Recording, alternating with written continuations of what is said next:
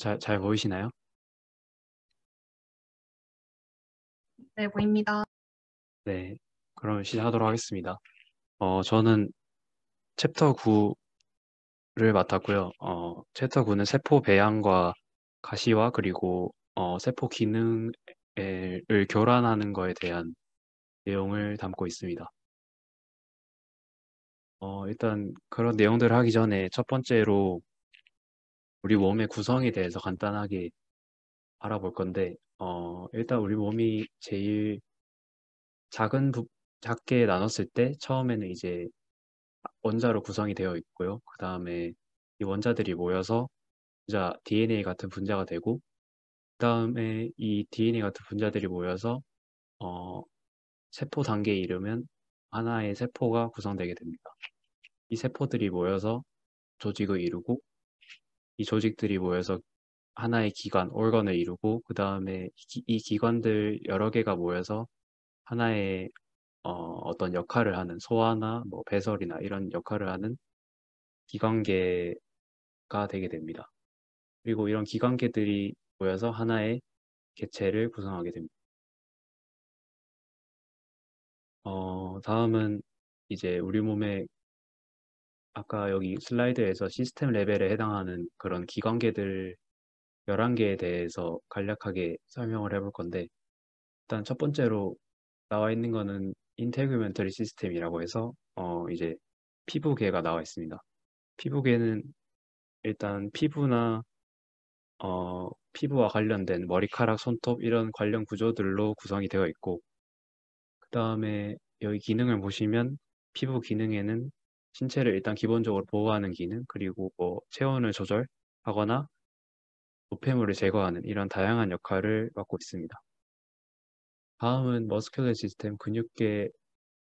근육계는 기본적으로 골격근, 뼈에 붙어 있는 골격근과 힘줄, 그리고 뭐 그런 것들로 구성이 되어 있는데, 근육계는 기본적으로 신체의 움직임을 생성하고 또 우리 몸의 자세를 안정시켜 줄 뿐만 아니라 우리 몸의 온도를 유지하기 위해서 열을 생성하는 역할도 합니다.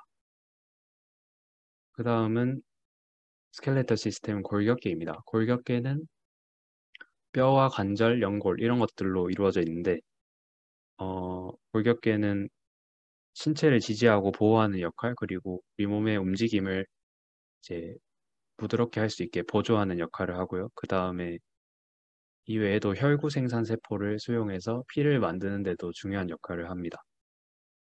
마지막으로는 nervous 시스템 신경계입니다. 신경계는 뇌와 신경 그리고 눈, 귀 같은 감각기관들이랑 그리고 척수로 이루어져 있습니다.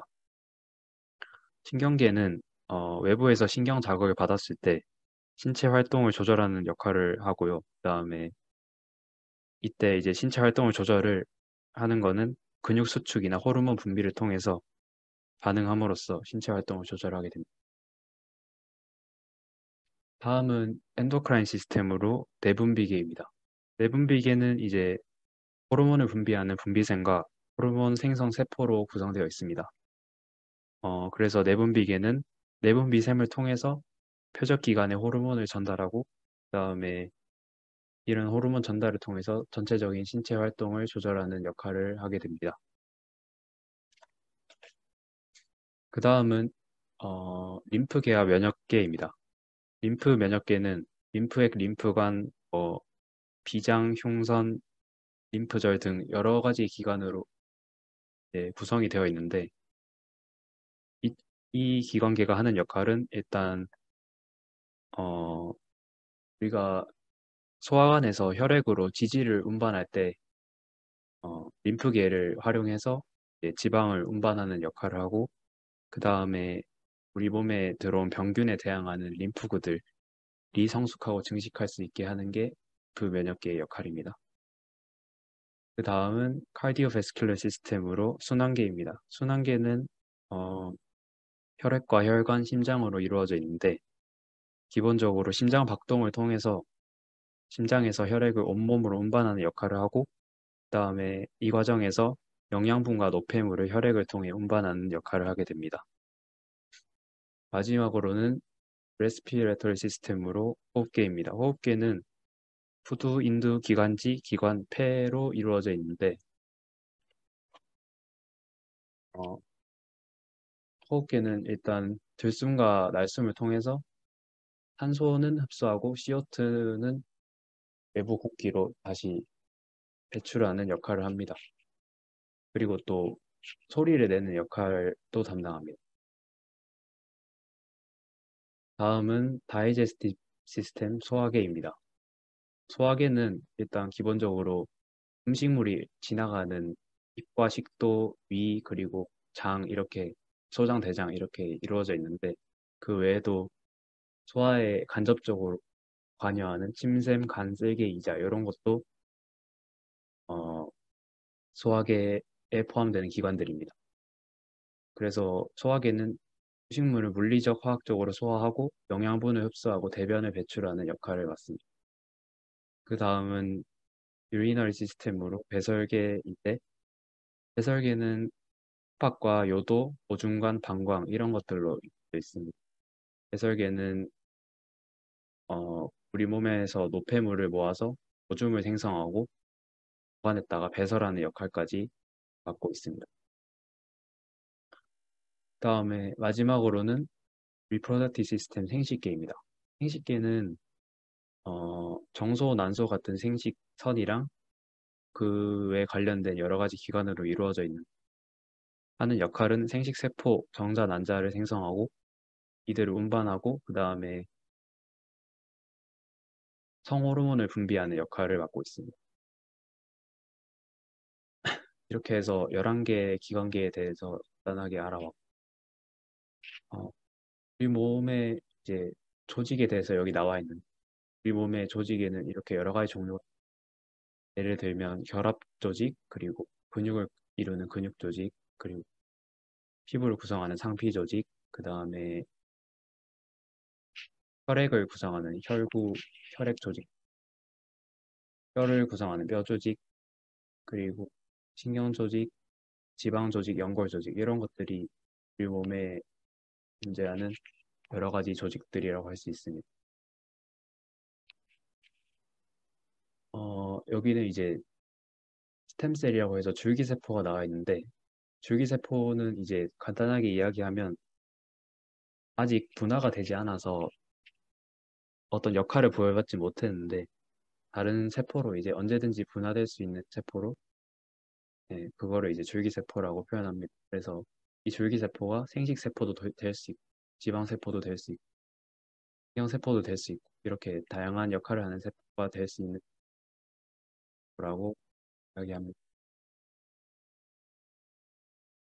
여기는 이제 세포의 크기를 표현하는 그런 표인데 일단 가장 작은 것은 이제 0.1 나노미터 단위의 원자라고 할 수 있고 그보다 이제 큰 것들이 리피드, 인지질과 프로틴, 단백질 이런 것들이 그 다음으로 작은 거라고 할 수 있고요.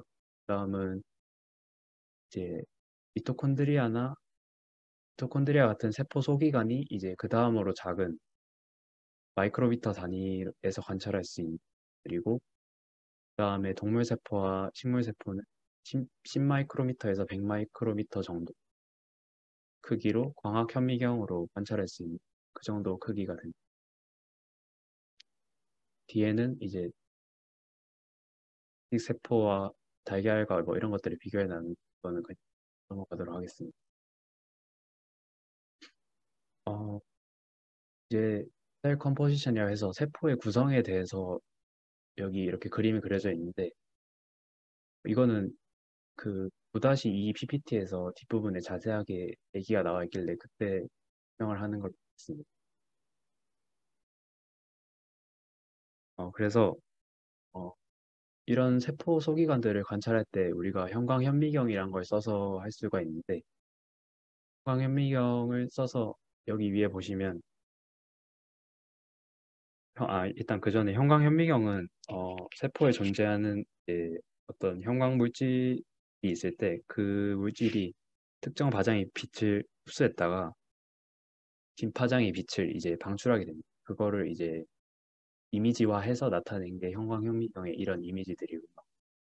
그래서 여기 핵이랑 마이크로튜블 그리고 골지체랑 액틴 파이버 그다음에 미토콘드리아까지 서로 다른 색으로 표현이 되어 있는데 그래서 밑에 세포를 관찰하면 이렇게 확연하게 구분하는 할 수 있게 모습이 나타나는 걸 알 수가 있습니다.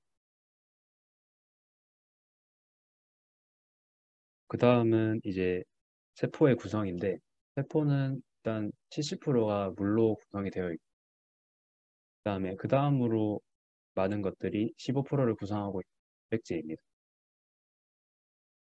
단백질 다음으로는 RNA와 DNA를 합쳐서 이제 유전 물질이 다음으로 세포를 많이 구성하고 있고 그 다음에 이제 작은 분자들이나 이질, 다당류 이런 것들이 약 2% 정도를 차지하고 있는 걸 알 수 있습니다. 그래서 이제 앞부분 간단하게 세포 배양과 뒷부분에 대해서 계속 설명을 해볼 텐데 어, 배양에 대해서 얘기를 해보자면 여기 사진에 나와 있는 거는 이제 세포를 배양하는 세포 배양 접시 다양한 크기의 접시들이고 그다음에 이거는 네, 여기 나와 있는 이 물건은 작업대는 클린 벤치라고 해서 균 작업대라고 하는데 이 무균 작업대는 이제 세포나 세균을 다루는 연구에 이용이 되고 또 이거를 사용하는 이유가 이제 여기 밑에 있는 멍나 있는 요에서 에어플로우 그러니까 공기를 이렇게 위로 올려가지고 외부 물질을 차단하기 때문에 그래서 세균 감염에 방지하기 위해서 오염 감염에 취약한 그런 실험을 할 때 사용하는 필수적인 예, 작업대라고 할 수 있습니다. 그다음에 이제 여기 나와 있는 거는 CO2 인큐베이터라고 해서 이제 세포 배양을 할 때 이 인큐베이터 안에 이 접시들을 넣어놓으면 일정 온도나 습도에서 적절하게 CO2 양을 제공해 주면서 세포 성장을 위해서 최적의 환경을 제공할 수 있게 하는 그런 거라고 볼 수 있습니다. 그다음에 세포 배양을 하는 과정에 대해서 나와 있는데 일단 먼저 remove culture supernatant라고 나와 있는데 그래서 그 말은 세포 배양 접시에서 상층액을 먼저 제거를 해야 된다는 얘기. 상층액을 제거한 뒤에 어, 이제 트립신 EDTA라는 거를 이제 투입을 하는데 어, 트립신이 일단 단백질 분해제 때 이래서 왜 단백질 분해제를 넣냐면 단백질 분해제를 넣어야 이제 세포가 서로 붙어 있는데 얘네들을 떼내야 되기 때문에 이 결합한 단백질을 분해하는 데 사용되는 트립신을 넣고 네 그래서 이제 이렇게 세포가 서로 떨어지게 되면 그다음에 이 그 떨어진 세포를 이제 요 원심 분리기 튜브에다가 옮겨 담게 됩니다. 그래서 이제 200지의 가속 3분 동안 원심 분리를 이제 계속하게 되면 이제 세포가 무게가 있기 때문에 아래로 가라앉게 되고 그다음에 상층액을 다시 제거해서 밑에 세포만 남겨놓게 됩니다. 그러면 이제 이 남은 세포들을 배양 배지에다가 배양 배지로 배양 용기에 다시 이제 이렇게 보관을 하게 되고 네, 그러면 이제 세포 배양이 할 수 있습니다. 그래서 얘네들을 이제 보관을 해야 되는데 보관한 장소가 이 오른쪽에 나와 있는 튜브 같은 건데 얘가 이제 액체 질소 탱크라고 해서 이제 여기다가 세포들을 보관하게 되고 그다음에 여기 왼쪽에 나와 있는 과정은 이제 세포 배양을 이제 해동하는 과정. 그래서 해동을 할 때는 극저온 상태에 있는 세포들을 37도 물에다가 따뜻하니까 여기다가 넣어주게 돼요. 그러면 이제 여기다 넣어준 다음에 어, 이 오른쪽에 있는 큰 시험관을 코니컬 튜브라고 하는데 여기다가 이제 세포를 옮겨 담게 되고 그다음에 코니컬 튜브를 통해서 이제 원심 분리를 돌린 다음에 그다음에 이제 아까랑 똑같이 이 배지에 옮기는 그런 과정을 거쳐서 활동을 하게 됩니다. 그래서 이런 아까 말씀드린 그런 과정을 통해서 이런 멜라닌 세포나 케라티노사이트는 이제 각질 형성 세포인데 이거하고 그다음에 상피세포, 그다음에 모노사이트 같은 단핵구라고 불리는 이런 식세포 종류들을 네 가지 종류를 해서 할 수 있습니다.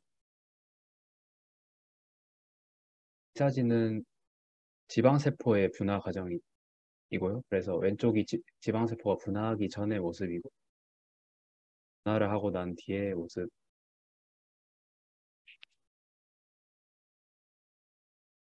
이 사진은 이제 근육세포의 분화 과정을 나타내기 대해서는 제가 특별한 설명을 찾지 못해요. 그냥 세포 분화 과정을 입지로 이렇게 과정을 나타냈다고 알면 되고 그다음에 이제 세포 배양을 3차원 환경에서 배양하는 거에 대해 알아볼 때 그 전에 이제 상피세포 상피 조직의 구조에 대해서 이제 간략히 알아보자면 일단 피 조직이 위쪽에는 상피 조직이 구성되어 있고 밑에는 이제 결합 조직이 상피 조직에 붙어 있는데 그래서 여기 보시면 마이크로빌라이라는 미세 육모 이런 것들은 이제 가장 바깥쪽에 위치해서 어떤 외부의 를 흡수하는데 표면적을 넓혀서 잘 흡수할 수 있게 하는 역할을 하고 그다음에 여기 위에는 이제 에피컬 리전이라고 해서 상피 세포의 위쪽 부분에는 베이설 리전이라고 아랫부분 있습니다. 오른쪽에 있는 셀 정션들은 세포 연접이라고 해서 세포와 세포 간의 어떤 연결을 돕는 그런 역할을 하는 들이라고 알면 되겠습니다. 그 다음에 밑에 여기 있는 베이설 라미나랑 레티큘러 파이버는 바닥에 있는 그 결합 조직과 상피 조직의 연결을 돕는 그런 역할을 하는 들이라고 알면 돼요. 그래서 이런 상피 조직에 대해서 왜 알아봤냐?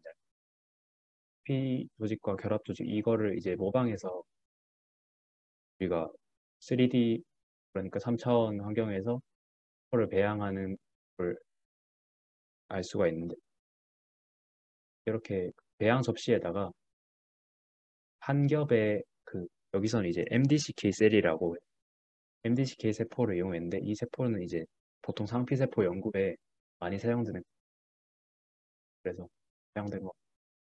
그래서 이런 상피 세포를 일렬로 이렇게 쭉 연결한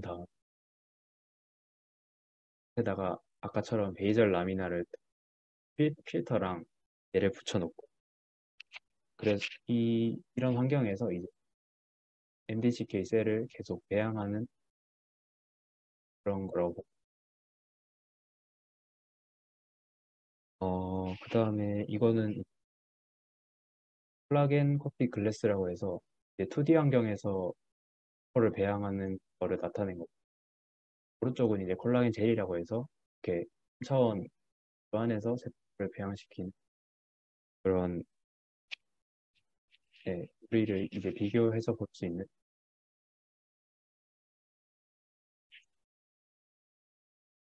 다음은 이제 프라이머리 셀 커처라고 해서 이제 프라이머리 셀이라는 걸 배양하는 거에 대해 설명을 해볼 건데 프라이머리 셀은 배양한다는 거는 실제 우리 몸에 있는 조직에서 세포를 떼가지고 그걸 이제 배양 접시에 옮겨서 배양하는 것 프라이머리 셀 커처라고 이야기합니다.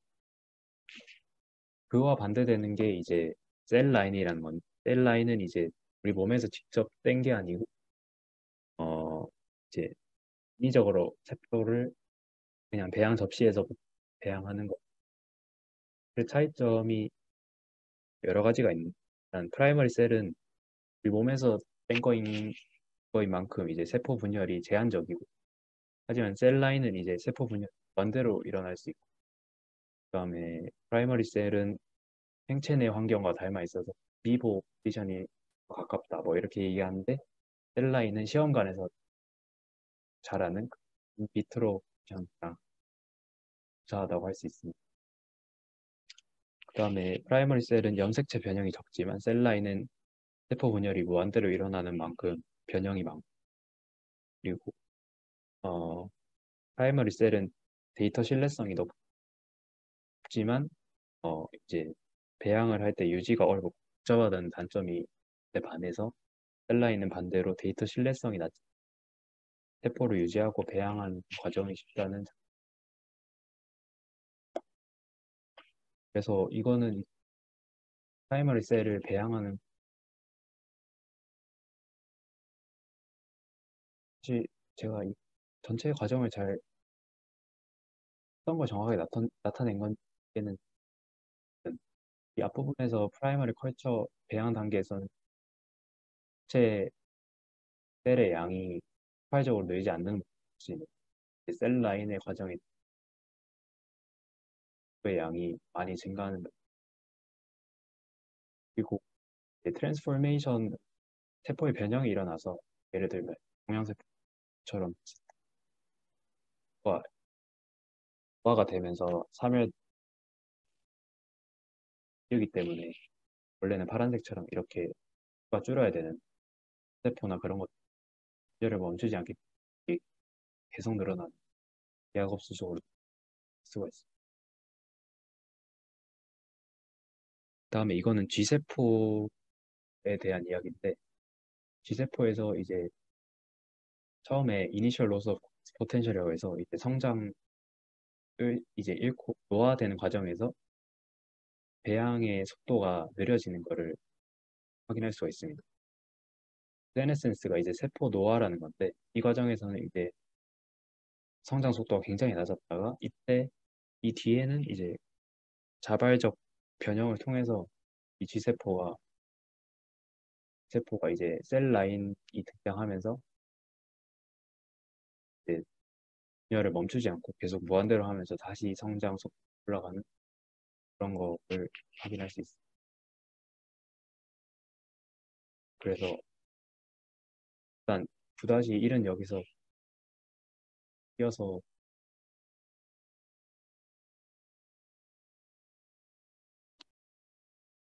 9-2장은 처음에 유세포 분석 기술이라는 거로 시작한, 유세포 분석 기술은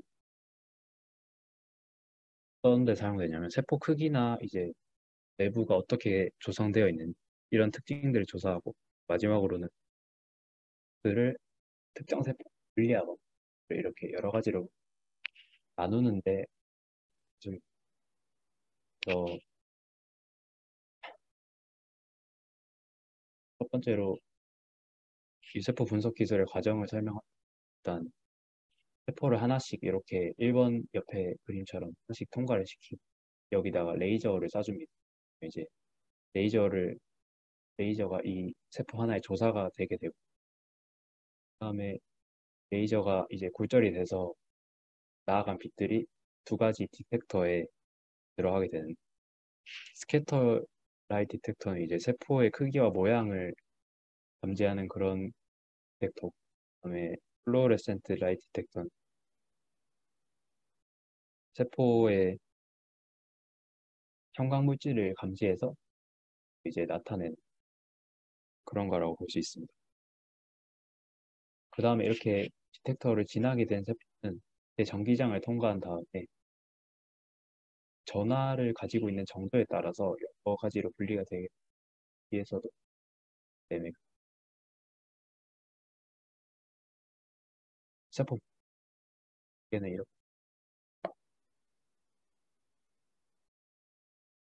여기 보시면 어 얘가 이제 아까 전에 첫 번째에서 스캐터 라이트 디텍터를 사용해서 진행했을 때 나올 수 있는 표입니다.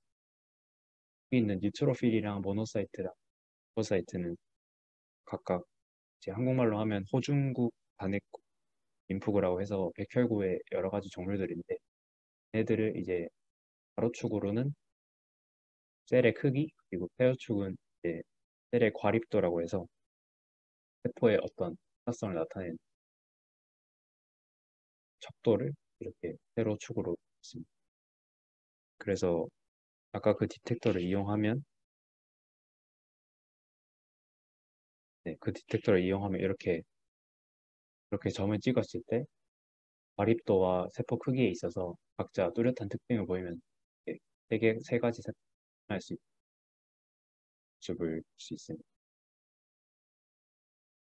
다음은 이제 미세포 분석 기술에서 항원항체 결합을 이용한 건데 이렇게 처음에 두 가지 세포가 이렇게 섞여 있을 때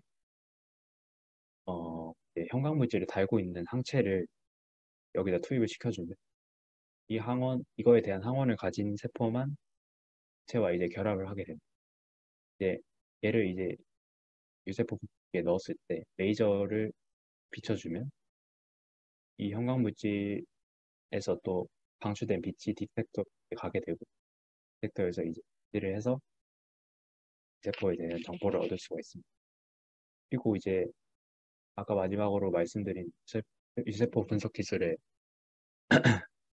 이제 기능으로 형광물질을 달고 있는 것들은 이제 플러스로 가게 되고 그렇지 않은 것들은 이제 전기장을 통과한 이후에 마이너스로 가게 돼서 형광물질을 갖고 있는 거랑 즉 그러니까 항원항체 결합을 이룬 거랑 아닌 것들을 이렇게 구분할 수 있게 됩니다. 그 다음은 이제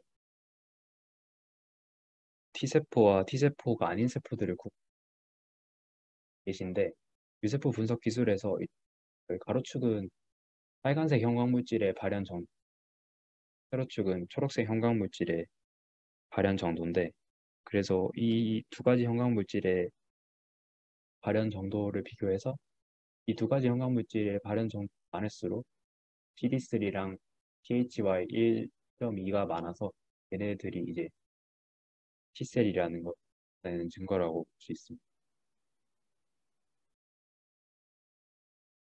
다음으로 유세포 분석 기술이 사용되는 이제 셀 사이클 단계에서 사용이 되는데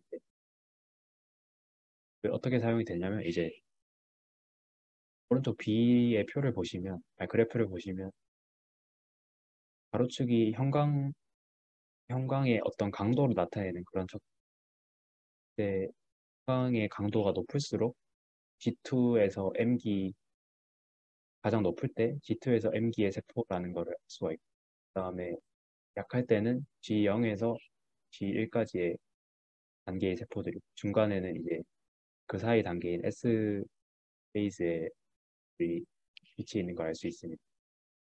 그래서 여기서 이렇게 구분되는 걸 통해서 셀 사이클에 대해 알 수 있을 뿐만 아니라 G0에서 G1 단계의 세포가 제일 많다는 것을 통해서 G0에서 G1 단계가 세포의 셀 사이클에서 가장 긴 시간을 차지한다는 걸 알 수가 있습니다. 다음은 이제 항체의 생성에 대해서 이제 알아볼 건데 항체는 이제 처음에 간단하게 이야기하자면 소진이 병원균이 이제 우리 몸으로 들어오게 되면 얘네가 이제 표면에 에피톱이라고 해서 라는 걸 가지고 있는 얘네들이 항체 반응을 그래서 B세포가 이제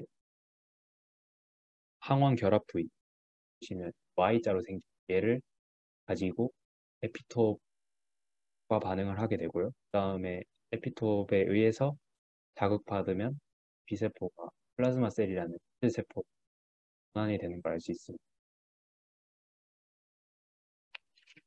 그다음에 이게 이제 실질적으로 실험에서 항체를 생성하는 과정인데 처음에 먼저 G한테 엔티젠을 항원을 주입을 하고 그다음에 두 가지로 나뉘는 걸 알 수 있습니다. 일단 첫 번째는 하이드로마 기술에서 하는 기술을 이용하면 아까 그림에서 봤던 에피톱들이 여러 가지가 있는 항체를 만들 때 딱 하나의 에피톱에만 반응하는 각각의 그 항체들을 만들어냅니다. 그래서 이 항체들은 하나의 에피톱에만 반응하는 항체가 하이드로마 기술을 통해지게 됩니다. 다음에 아이솔레이트 세럼에서 통해서 이제 항체를 만들면 여러 개의 면역 세포를 이용해서 만들기 때문에 이 한 시험관에서 만들어지는 것들이 폴리클로널 안티세럼이라고 해서 여러 개의 에피톱에 반응하는 그런 항체라고 볼 수 있습니다. 제가 찾아보니까 모노클로널 안티바디는 이제 한 가지 에피톱에만 반응하는 게 어떤 장점이 있을까 했는데 이게 오히려 항암 치료를 할 때 암세포만 건드리고 정상세포는 건드리지 않기 위해서 하나의 에피톱에만 특정해서 항체 반응을 하는 게 상당히 유용하다.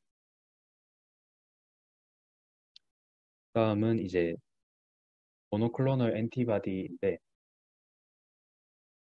아까 그 하이드로마 테크놀로지의 과정을 좀 더 자세하게 나타낸 건 시간이 많이 지체된 것 같아서 간단하게 얘기를 하자면 일단 쥐에다가 항원을 주입하게 되고 그다음에 이 항원에 대한 항체를 만들어내는 이런 빨간색 같은 세포가 있습니다. 그래서 얘네들을 이제 왼쪽에 노란색은 이제 미엘로마 셀이라고 해서 어, 불수종 세포라고 하는데 한국말로는 얘네는 이제 죽지 않고 계속 자라는 그런 세포 같은 애들이라서 얘네들을 이 두 세포들을 이제 퓨즈 시켜주면 합쳐주면 새로운 세포가 이제 탄생하게 됩니다. 그다음에 얘네들을 이제 셀렉티브 미디움이라고 해서 선택적 배지라고 여기에 넣어주면 여기서 이제 선택적 배지라는 말처럼 합쳐진 세포만 살아남고 나머지는 다 죽게 됩니다. 그래서 합쳐진 세포가 이제 항체를 만들 수 있으면서 아까 말한 그 골수종 세포의 성질도 가지고 있기 때문에 계속 죽지 않고 배양하게 돼서 항체를 대량으로 생산할 수 있는 그런 장점을 가지고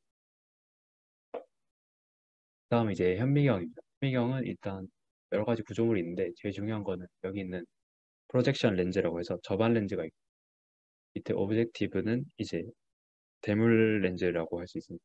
대물 렌즈는 이제 배율이 여러 가지가 있는데 접안 렌즈는 배율이 고정되어 있습니다. 그다음에 이제 여기는 이제 현미경 대물 렌즈와 위에 있는 대물 렌즈랑 밑에 이제 표본 사이에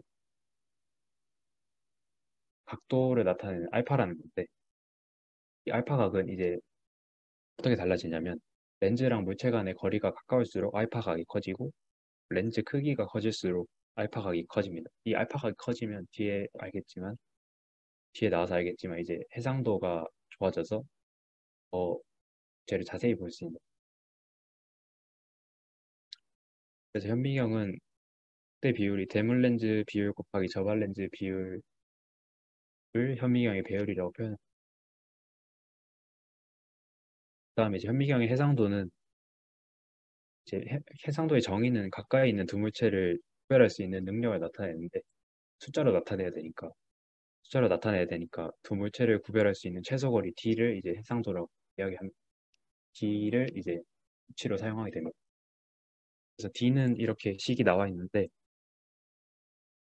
일단 이 람다는 파장값이어서 상수고 그다음에 굴절률 L이랑 원뿔의 구경각 알파가 이제 변수가 된 N은 이제 그 표본이랑 렌즈 사이에 그 공간을 뭘로 채우느냐 이거를 나타내는 거예요. 그래서 공기에서 공기랑 물, 기름 이런 것들로 채울 수 있는데 기름이 가장 이제 굴절률이 높아서 해상도가 좋다는 걸 알 수 있습니다.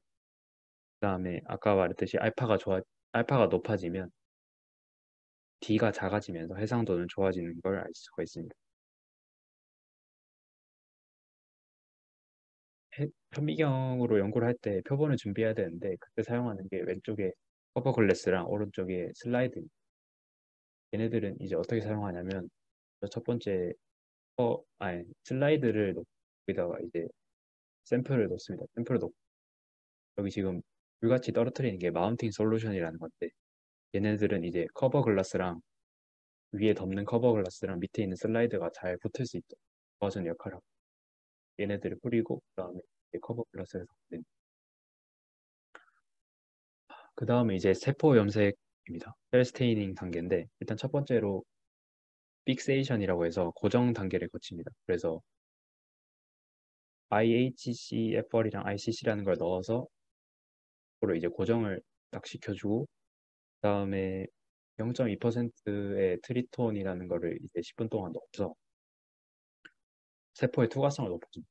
세포의 투과성을 높여주면 이제 이건 이제 항원이 세포 안에 있을 때 사용하는 방법인데 항원이 세포 안에 있을 때 세포의 구멍을 이렇게 많이 내가지고 그 안으로 항체가 들어갈 수 있게 그럼 이제 항체가 들어가서 항원에 결합을 하게 됩니다. 그 다음에 또 항체가 결합을 하게 되는데 얘는 이제 2차 항체라고 해서 처음에 붙은 건 이제 1차 항체인데 그 항체 위에 또 붙어가지고 실질적으로 이제 항원에 결합하는 건 아니지만 간접적으로 항원에 결합 그런 역할을 하게 됩니다. 그다음에 이때 이제 형광색소를 넣어주게 되면 형광색소가 이제 2차 항체가 가지고 있는 효소랑 딱 반응을 하면서 이제 색깔이 딱 보이게 되는 세포가 염색되는 걸 알 수 있습니다. 그래서 이거는 세포가 염색돼서 핵이랑 CD3이라고 해서 이제 내피세포 분자가 나타나 있는 다음은 이제 파라핀 인베딩이라고 해서 파라핀 고정입니다. 그래서 얘는 이제 폰을 만들 때 맨날 이렇게 커버 글라스가 덮기 귀찮으니까 이렇게 하나 만들어 놓고 계속 잘라서 쓰는 그런 느낌인데 그래서 표본을 이렇게 쉽게 만들어 넣은 얘네를 파라핀으로 고정시키면 이거를 이제 이 기기에다가 넣어가지고 이렇게 칼로 아주 얇게 한 계속 이렇게 딱 잘라가지고 사용하는 그런 거라고 할 수 있습니다.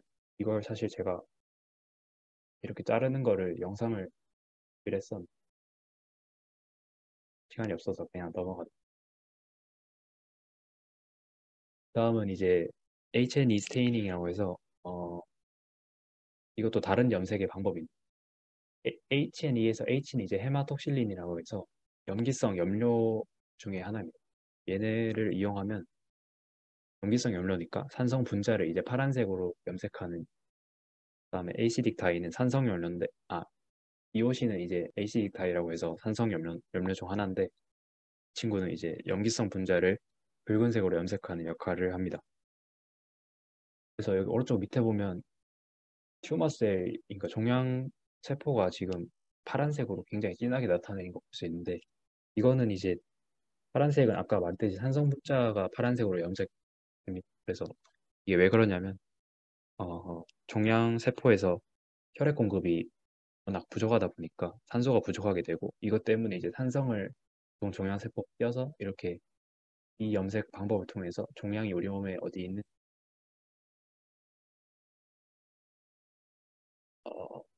그다음에 이거는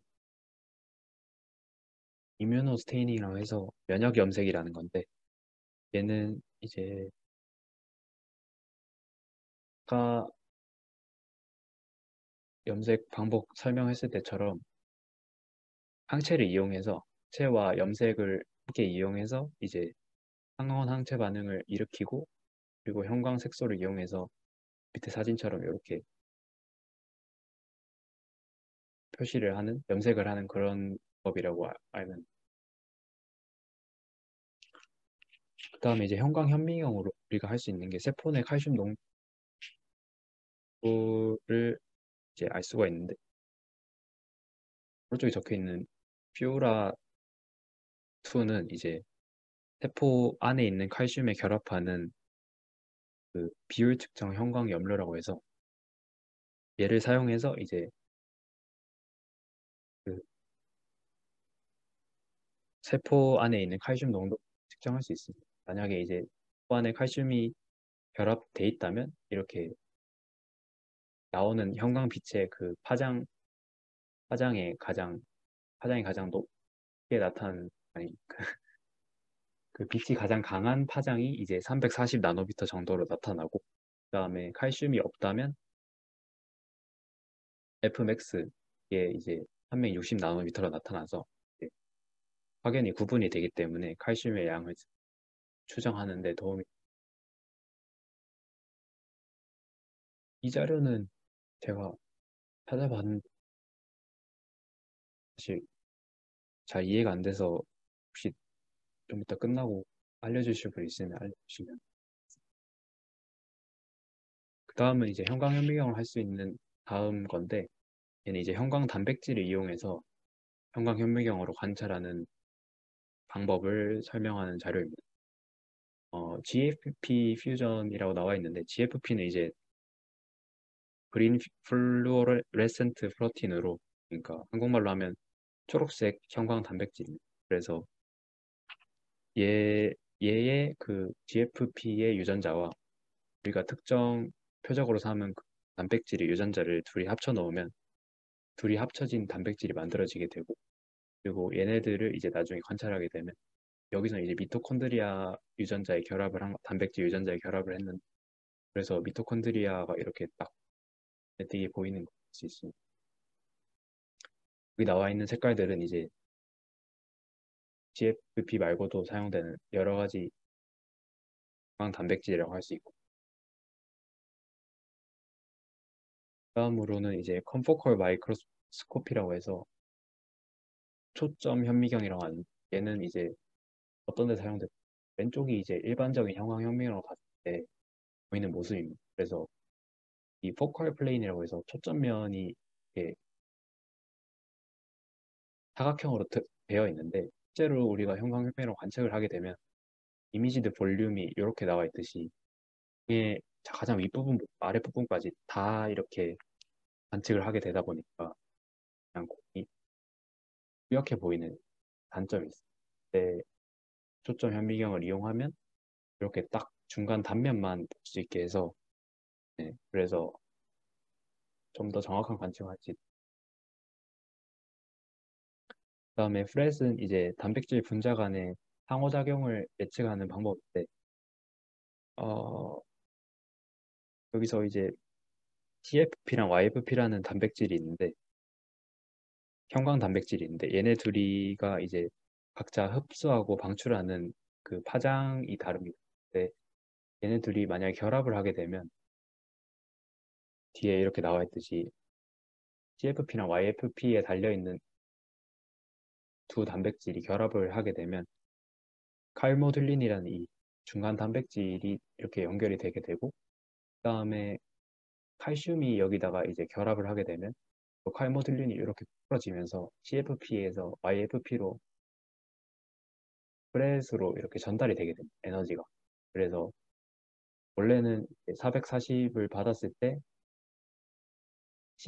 CFP만 있었으면 480으로 시장이 나가야 될 텐데 440을 받아들이고 프렛으로 전달해서 135 나노미터의 빛을 방출할 수 있는 그런 환경이 만들어지게 됩니다. 네, 자연미경인데,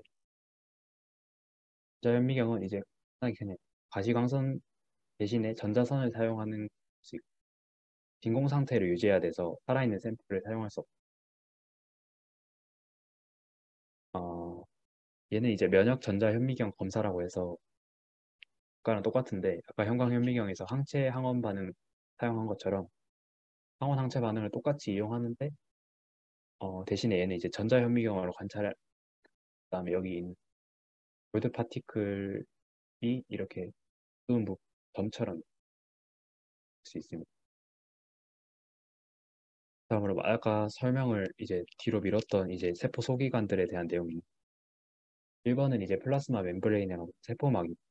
얘는 이제 세포 안팎의 경계이자 신호 전달 그리고 세포 간 결합을 이렇게 조절하는 역할을 합니다. 다음은 미토콘드리아인데, 미토콘드리아는 ATP를 생성해서 에너지를 생산하는 역할을 하고, 그다음에 리소솜은 이제 물질들을 이렇게 용해시키는 역할을 해서 불순물들을 제거하는 역할을 합니다. 다음은 이제 핵막인데, 핵막은 말 그대로 핵을 번 이제 핵소체 또는 인이라고 해서 리보솜 RNA를 합성하는 역할. 그다음에 핵은 번 핵은 mRNA랑 tRNA를 합성하는 여러 가지 유전 물질을 원하고 있는 그런 부분. 7번, 8번은 각 스무스 ER이랑 ER이라고 해서 두 가지 소포체인데 스무스 ER은 이제 리보솜이 안 붙어 있고 러프 ER은 이제 리보솜이 붙어 있다는 차이가 있어서 스무스는 이제 치질을 합성하고 러프는 리보솜이 붙어 있으니까 단백질을 합성하고 골지로 옮겨주는 역할을 하고 9번은 이제 골지체인데 골지체는 단백질을 받아서 바카티나 리소솜으로 위하는 역할을 하고 그리고 이제 세크리터리 베지클은 그 어떤 소포라고 부르는데 얘네들은 이제 단백질을 보관하고 있다가 이렇게 움직여서 세포막이나 대로 이렇게 단백질을 비해주는 역할을 합니다. 11번 페록시솜은 이제 독소들을 해독하는 그런 역할을 하고 지방산도 그다음에 사이토스켈레톨 파이버는 이제 세포 골격 섬유 이렇게 볼 수 있는데 얘네들은 이제 세포 전체의 분포 전체적인 세포의 구조를 지탱하고 모양 유지하는 데 도움을 줍니다. 마지막 마이크로빌라이는 세포의 표면적을 넓혀 의 안쪽과 바깥쪽의 상호작용이 원활하게 일어날 수 있게 표면적을 넓혀서 흡수를 도와줍니다. 그 다음에 이제 세포 소기관을 분리하는 방법에 대해 나와 있는 첫 번째 방법은 이제 differential centrifugation 을 원심 분리하는 방법입니다. 그래서 무거운 물질부터 분리가 돼. 첫 번째 가장 핵이 이제 분리가 되게 되고 더 세게 오랫동안 이제 원심 분리를 하게 되면 미토콘드리아나 리소솜 같은 대부분의 세포 소기관이 빠져나오고 다음으로는 이제 세포막이 빠져나오고 그다음으로는 작은 노섬들, 리보솜의 약간 구성체들 이런 것들이 나오고 그다음 이제 나머지 질에 있는 그런 물질들이 나오게 됩니다. 다음 방법은 Equilibrium Density Gradient Centrifugation이라고 해서 밀도가 서로 다른 썰코스라고 해서 이제 그 이런 거를 밀도가 다른 썰코스를 이렇게 쭉 쌓아가지고 여기다가 소개를 원심 분리해서 이렇게 밀도 비교를 통해 분리하는 방법. 마지막 방법은 이제 항체를 역시 이용하는 방법. 그 방법은 그 소포에가 이제 클레스린이라는 거에 둘러싸여 있을 클레스린에 대한 항체를 이용해서 클레스린을 떼냅니다. 그를 이렇게 분리하는. 그다음에 이제 마지막으로 화학약품이 여러 가지가 나와 있는데 화학약품이 이제 다양한 작용을 통해서 여러 가지 방법, 이제 perturbing of special function이라고 해서 기능을 다양한 방법 를 함으로써 약품의 역할을 하게 됩니다. 여기까지만 DNA 복제를 억제하는 것에 보면 TS 이니비터라고 해서 프로테아제라는 단백질 분해 효소를 억제하는 방법을 통해서 약의 역할을 하는 뒤에 보면 여기에 뭐 키나제나 당 가수분해 효소 이렇게 인산화 반응 우리 몸에서 이제 여러 가지 반응에 인산화 반응이 정말 많은 얘네들을 억제함으로 우리 몸에 어떤 약의 역할을 하는 약들도 마지막은 이제 RNAi라고 해서 RNA 인터퍼런스라고 해서 RNA 간섭에 대한 내용인데 내용은 먼저 간단하게 얘기하면 그냥 siRNA라는 걸 이용해서 얘가 이제 RISC라는 에 결합을 하게 되면 이전의 과정을 통해서 표적 mRNA를 절단을 하고 그다음에 이렇게 해서 이제 mRNA를 절단했으니 단백질의 합성 과정을 방해하는 그런 RNA가 간섭 RNAi 과정. 그래서 마지막으로 이제 특정 조직을 이제 너뜨리는 어떤 그런 거를 siRNA를 이용해서 할 수 있는데 A 방법과 B 방법이 있는데 A 방법 간접적으로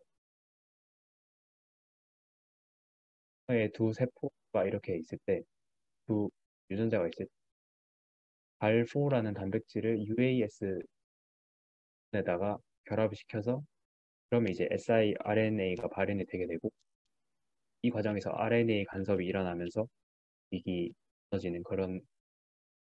그다음에 B는 이렇게 한 대를 건너서 하지 않고 그냥 한 번에 티슈 그 특정 조직 프로모터에서 바로 siRNA를 발현해서 아까 말했던 간섭 과정을 조직을 이렇게 분해하는 그런 거. 발표가 많이 길어졌는데 죄송하고 일단 여기까지 발표를 끝마치도록 하겠습니다. 그럼 다음 그 10, 챕터 10 발표자분이 발표하시면 돼요.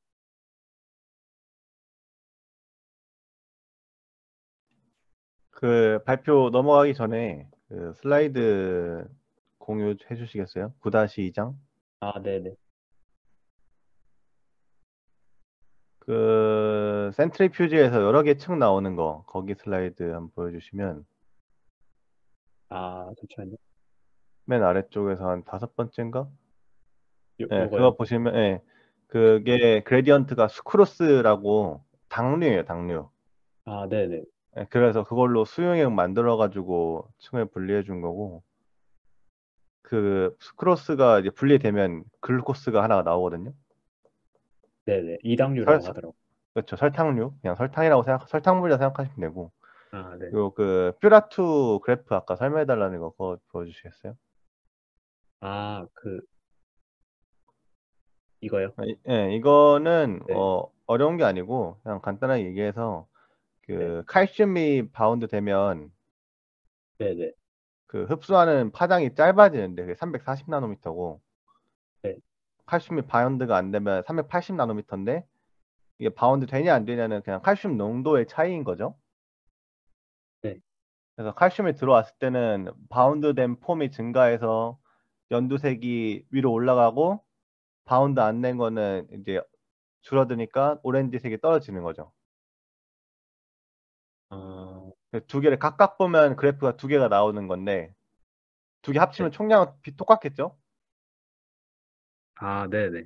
네, 총량은 당연히 아, 똑같은 거고 그 칼슘이 더 들어오면 그만큼 평형 상태에서 바운드된 폼이 늘어나니까 그만큼 그래프가 올라가는 건데 아, 네. 이제 그래프 두 개를 보면 이렇게 두 개를 볼 수 있고 그냥 380을 분모로 놓고 340을 분자로 놓으면 여기 그 가운데에 있는 그래프가 나오는 거죠. 15초쯤에 칼슘이 들어왔을 때 그 레이시오가 증가하는 걸 보면 340이 올라갔다는 거를 이 그래프 하나만 보고 알 수 있는 거죠.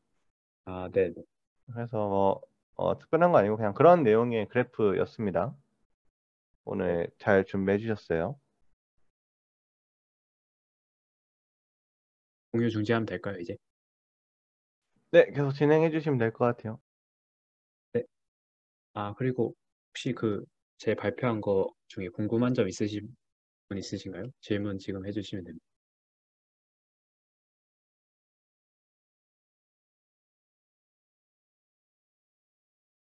없으시면 챕터 10 발표 계속 진행해 주시면 감사하겠습니다.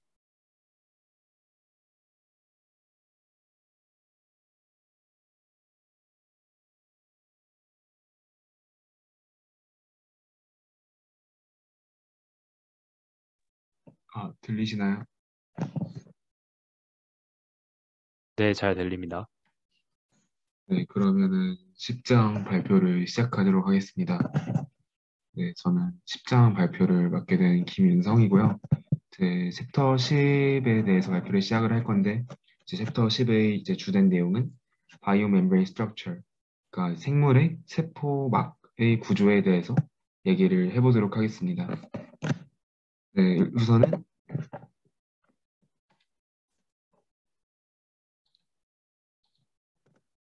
세포막의 구조에 대해서 간단하게 말씀을 드리면 우선 세포막이라 하면 뭐 여러분도 아시다시피 세포 안쪽과 세포 바깥쪽을 구분하는 장벽이죠.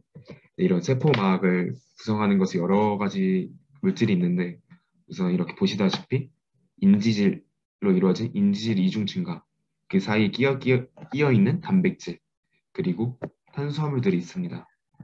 이제 이런 이중 지질막 사이에서 단백질들이 떠다니고 이제 한쪽 면에서는 또 탄수화물들이 있어서 여러 가지 역할을 수행하곤 하는데요. 이제 여러 가지 역할에 대한 얘기는 이후에 다루도록 하고 이제 본격적으로 세포막의 구조에 대해 말씀을 드리도록 하겠습니다. 이제 제가 아까 말씀드린 이런 세포막의 구조를 플루이드 모자이크 모델, 유동 모자이크 구조라고 합니다. 그래가지고 유동 모자이크 모델을 이루는 여러 가지 구성 물질 중에 지질 이중막, 단백질, 주가 되고요. 그 외에도 탄수화물이 존재합니다. 우선 지질 이중막에 대해 말씀을 드릴 텐데요. 이제 이거는 이따 다시 돌아오긴 하겠지만 전체적인 그런 세포막의 구조에 대해서 간략화시켜 놓은 그림인데 네, 말씀드리도록 하겠습니다. 네, 우선 지질 이중막에 대해 말씀드리면 이제 대부분은 유동성을 가지고 있는 그런 지질 이중막 구성을 띠고 있어요. 그래가지고 여기 박혀 있는 단백질들이 lateral moving, 그러니까 수평적인 움직임을 가져가거나 flip flop, 여기서 인지질들이 세포 안팎으로 움직이게 하는 그런 작용들을 이제 지질 이중막이 해주고요. 그리고 그 다음에 단백질들은 이제 인지질 이중막을 통과하는 관통 단백질 혹은 내재 단백질이라고 합니다. 이제 이런 관통 단백질이 있고 아니면 표면에 박혀 있는 표면 단백질이 존재합니다. 그리고 또한 아까 잠깐 말씀드렸던 탄수화물이 있다고 했는데 그거는 이제 어시메트리 구조, 그러니까 비대칭적인 구조를 띄어가지고 세포막 바깥쪽, 세포막 안쪽 이렇게 둘 다 존재하는 것이 아니라 세포막 바깥쪽에만 분포하는 이런 비대칭적인 구조를 띠고 있습니다. 네, 그래가지고 여기 이렇게 여러 가지 세포막 구조가 나와 있는데요. 이런 세포막은 세포들 분리하고 주변 환경과 구분하는 구조로서 여기에 구성에는 뭐 50대 50, 80대 20, 25대 75 뭐 이런 식으로 나와 있는데 이것들은 뭐 결국 두 개 지질과 단백질이 주된 구성 요소이고 이제 그 비율 자체는 세포마다 다르다라는 것을 알 수 있는 대목입니다. 네, 그러면 이제 아까 말씀드렸던 인지질 이중층에 대해 설명을 드리도록 하겠습니다. 이제 인지질은 자발적으로 이중막을 형성합니다. 이제 저희 신체 내는 대부분이 다 물로 구성되어 있기 때문에 되게 물과 친수해야 되는데요.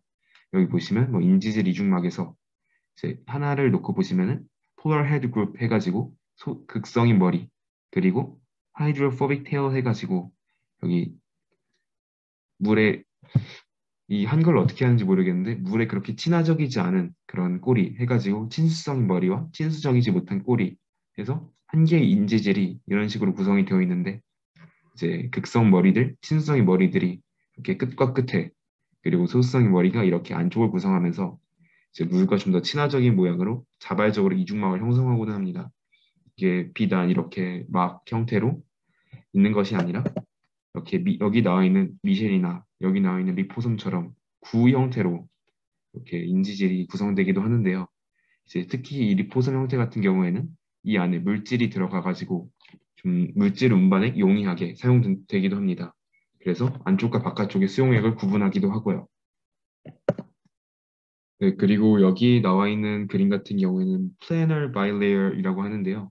제가 찾아본 결과 이것은 뭐 이런 세포막 아니면 뭐 이렇게 이온 채널 아니면 여러 가지 이런 분자를 구성하는 이런 것들의 기능적인 활동을 가능하게 하는 전기신경학적 연구에서 사용하는 뭐 이중막 구조 뭐 이런 식으로 판단하시면 될 것 같은데요. 뭐 제가 아까 말씀드렸다시피 뭐 이렇게 그 인지질을 이렇게 이렇게 분해했을 때 뭐 이렇게 리포선 형태로 된다거나 아니면은 이렇게 이렇게 이중막 구조를 형성한다거나 뭐 이런 결과를 나타내는 것이 뭐 이런 인지질 이중막의 특성 뭐 이렇게 말씀드릴 수 있을 것 같습니다. 뭐 이렇게 해서 구획된 이 두 구간은 수용성 물질은 이제 투과되지 않는 안정적인 그런 결과를 나타낸다고 하고요. 네, 그리고 셀 멤브레인 그러니까 세포막에 대해서 이제 몇 가지 명칭과 그것들에 관련된 얘기를 잠깐 해드릴 텐데 먼저 세포막 안을 이렇게 보시면은 엑소플라스믹 페이스와 사이토솔릭 페이스로 나뉩니다. 그러니까 바깥쪽 구조랑 안쪽 구조를 이렇게 나타낸다고 볼 수 있고요. 세포 소기관 이렇게 막 보시면 여기에도 세포소기관 안과 세포소기관 밖이 구분이 되어 있는데요. 세포소기관 안은 뭐 엑소플라스믹, 세포소기관은 이제 사이토솔릭 페이스와 엑소플라스믹 페이스, 이제 뭐 여기가 약간 이렇게 반대되는 그런 느낌으로 구성이 되어 있습니다. 네, 여기에 나와 있는 여러 가지 소기관들 중에서 뭐 여러분도 아시다시피 뭐 핵이나 아니면 뭐 미토콘드리아나 뭐 여기 나와 있지 않는 그 영록체 같은 경우에는 뭐 이중막 구조가 있다라는 걸 뭐 더 추가적으로 말씀드리고 싶고요. 이제 이 외에는 여기서 설명할 것도 없을 것 같습니다. 네, 그리고 이거 같은 경우에는 이제 세포막에서 물질을 들여오고 세포막에서 물질을 내보낼 때 사용되는 그런 방법인데요. 이제 엔도사이토시스와 엑소사이토시스 두 가지 기제가 있습니다. 이제 엔도사이토시스 같은 경우에는 결국 세포막 밖에 있는 물질을 세포 안으로 끌어들어올 때 이제 루만이라는 것을 형성해서 그 세포 이 물질을 안에 넣고 이것을 안에 들여오는 과정을 의미하고, 엑소사이토시스 과정은 그 정반대로 루먼을 이렇게 바깥쪽에 있는 세포막과 합성시켜가지고 여기 있는 물질을 밖으로 내보내는 과정입니다. 그래서 엔도사이토시스 같은 경우에는 엑소플라스틱 페이스가 바깥쪽에서 안쪽으로, 엑소사이토시스 같은 경우에는 사이토솔릭 페이스가 안쪽에서 바깥쪽으로 나타남을 의미합니다. 네, 뭐 이렇게 적혈구나 아니면 여러 가지 형태의 그런 세포막이 있다. 그러니까 여러 가지 세포 종류에 따라 여러 가지 세포막의 형태가 있다라는 걸 말씀드리기 위해 이 슬라이드가 있습니다. 네, 그리고 이제 세포막의 지질을 구성하는 여러 가지 세포막을 구성하는 여러 가지 지질의 종류에 대해서 말씀을 드릴 텐데요. 이제 크게 보자면 포스포글리세리드, 스프링고리피드, 그리고 스테롤, 이렇게 세 가지 지질이 있다고 합니다. 뭐 간단하게 이제 세 가지 지질에 대해 말씀을 드리면, 포스포글리세리드는 이제 뭐 PE, PC, PS, PI라는 그런 지질이 섞여 있으며 이런 글리세롤의 유도체라고 합니다. 뭐 그리고 또 아까 말씀드린 것 외에도 뭐 플라스 말로제 이런 인지질도 있다고 하네요. 그리고 스핑고 지질, 스핑고 리피드는 이제 스핑고신의 유도체로서 글라이소 스핑골리드, 스핑고멜릭, 발음이 어렵네요. 이제 이런 것들이 이제 포함되어 있다고 합니다. 그리고 스테롤은 이제 이렇게 여러 가지 종류가 있는데 그 중에서 저희에게 가장 친숙한 종류 중 하나인 콜레스테롤은 이제 동물에게서 나타나는 스테롤이라고 합니다.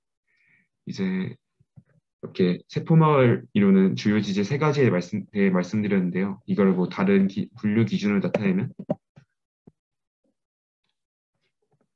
이제 뭐 인지질, 콜레스테롤, 당지질 뭐 이렇게 세 가지로 나타낼 수 있다고 합니다. 이제 여기 나와 있는 것들은 그리고 간단하게 이제 여러 가지 세포막, 뭐 플라즈마 멤브레인이나 아니면 골지 멤브레인 이런 식으로 여러 가지 세포막의 종류에 따라서 각각의 그런 지질이 몇 %씩 그것을 구성하고 있는지 이거를 나타낼 수 있는 표입니다. 그만큼 뭐 획일화되게 모든 세포막마다 어떤 지질이 몇 %다 이런 건 정해져 있지가 않고 각각 조금씩은 다르다. 하지만 대부분은 구성되는 지질이 유사하게 있다라는 걸 나타내는 표입니다. 네, 그래서 인지질, 콜레스테롤, 당지질에 대해 각각 설명해 드리도록 하겠습니다. 인지질, 이제 뭐 영어로는 포스폴리드라고 하죠. 이것은 이제 일단 세포막 유동성을 담당한다고 합니다. 그래가지고 여기 보시면은 뭐 세포가 이제 열을 가했을 때 더 유동적으로 바뀐다. 뭐 이런 것을 나타내긴 하지만 일단은 불포화 지방산일 때, 뭐 포화 지방산일 때보다 훨씬 더 유동적이다라고 합니다. 그리고 아까 말씀드렸던 여러 가지 지질들 중에 대부분이 인지질에 속하는데요. 그 중에서도 4대 인지질인 뭐 스핑고멜린이나 PC는 세포막 중에서 좀 바깥쪽 외막에, 그리고 PS나 PE는 뭐 이렇게 마이너스 극을 띠는 이 두 가지는 내막에 주로 존재한다고 합니다. 그 외에도 아까 말씀드렸던 PI 같은 경우에는 신호 전달의 기능을 한다고 합니다. 네, 그리고 이제 여기 나와 있는 아까 말씀드렸던 이런 유동성, 그리고 이제 이렇게 구조에 따라서 막이 휘고 이런 것들도 다 이런 인지질의 역할이 크다고 합니다. 그 다음에 콜레스테롤에 대해 말씀드리겠습니다. 콜레스테롤의 기능은 이제 세포막 유동성을 억제하는 것인데 이런 것이 저온에서는 단백질 유동성이 유지되나 상온에서는 이런 단백질 유동성이 억제된다고 합니다. 그래가지고 이런 콜레스테롤이 뭐 인지질과 이렇게 상호 보완적으로 작용을 해서 우리 세포막의 이런 유동성을 조절한다고 생각을 하시면 될 것 같습니다. 네, 여기 보신 것과 같이 이렇게 레터럴 아까 초반에 말씀드렸던 그 세포막 기능 중에 레터럴 무브먼트 이렇게 좌우로 움직인다거나 플립플롭 가끔 일어나는데 인지질이 이렇게 세포막 밖과 세포막 안으로 이렇게 움직이는 이런 현상이 발생합니다.